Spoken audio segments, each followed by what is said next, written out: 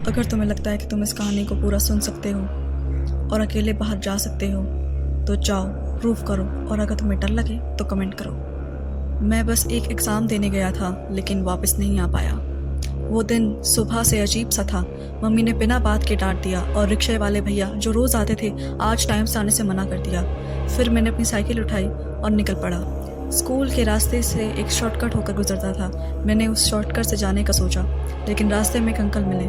उन्होंने मुझसे कहा कि बेटा, इस रास्ते से कभी मत जाना, जो भी कोई गया वो कभी वापस नहीं आ पाया। मैं हंसा और चला गया। एग्ज़ाम था, देर नहीं हो सकती थी। पेपर ख़त्म हुआ। दोस्तों ने कहा चल कहीं बाहर घूमने चलते हैं, थोड़ा चिल करते हैं, फ़ोटो लेते हैं। मैंने पहले कह दिया था कि हाँ चलते हैं, एग्ज़ाम के बाद थोड़ा ब्रेक तो बनता है।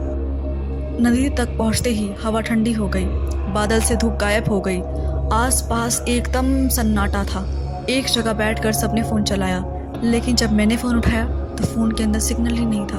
और देखते ही देखते सबके फ़ोन से सिग्नल चला गया, सबका फ़ोन डेड हो गया।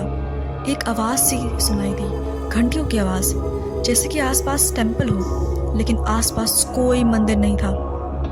तू सुन रहा है? मैं बोला आयुष से। सुन रहा हूँ, रिकॉर्ड भी कर रहा हूँ, उसने हंसी से बोला। पर उसकी हंसी आवाज़ नहीं आई, सिर्फ टर टर आवाज़ आई और एक छोटी सी नॉइज़। परेशानी स्क्रीन। जब हमने स्क्रीन खोला तो उस वक्त किसी ने नोटिस नहीं किया, पर प्रतीक ने बोला आगे चलते एक पुरानी हवेली है, चलते हैं, एक्सप्लोर करते हैं। मैंने बोला पागल है क्या? पर और मैं भी। हवेली पूरी तरीके से जली हुई थी, जैसे कि किसी ने जला दी हो। गेट पर लिखा था वापस मत आना। अंदर अंधेरा था। हमने टॉर्च ऑन किया, लेकिन अंदर जैसे लाइट अब्जॉर्ब हो रही थी, जैसे कि कोई अंदर से लॉक कर दिया हो। पीछे से कोई बोला तू कौन है? मैं घूमा, कोई नहीं था। दोस्तों ने बोला तू ठीक है, पर मेरी आवाज़ नहीं निकली। सिर्फ आँखों से निकलते पानी का टेस्ट था, खट्टा, जैसे लोहा हो। तभी आयुष चिल्लाया गाइस, प्रतीक कहाँ है? सब भागने लगे, पर मैं नहीं भाग सकता। जैसे ही मैंने भागने की कोशिश करी, पैर हिल ही नहीं रहे थे, जैसे ज़मीन जकड़ रही हो। एक आवाज़ आई, चिल्लाने से कोई सुनता नहीं, लेकिन सुनने वाले कहाँ हमेशा होते हैं। सिर्फ मुझे याद नहीं।